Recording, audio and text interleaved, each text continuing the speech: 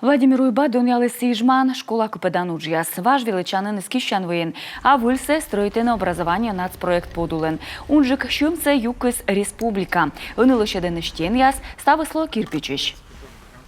Планируем выйти на тепловой контур в начале следующего года, в январе 2024 года, с тем, чтобы уже к 1 сентября 2024 года дети в этой школе уже пошли, вернее, в новую школу пошли 1 сентября.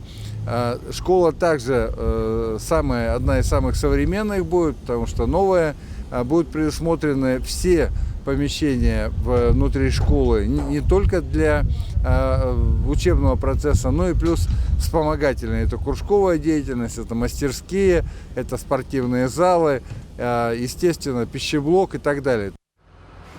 Чилимденин Владимир Уйбавич едлис лечебный корпус строитем. Тавос есть умывпалын издайтне. Колесамын пычкаса ужяс эштедне далышедне стройбагогар. Там будут применены новые диагностические модули и платформы, например, компьютерный томограф, который появится в Устильме. Там появится в одном корпусе, как это и должно быть, приемное отделение, сразу блок реанимации, интенсивной терапии, операционный блок.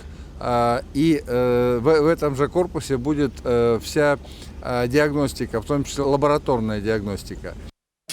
Объект цикведен медицинан первичное звено вульмедем нацпроект подулен. Юралышлан чыктым шерти тая больничасы пыртлысный регионса инвестиционная программа.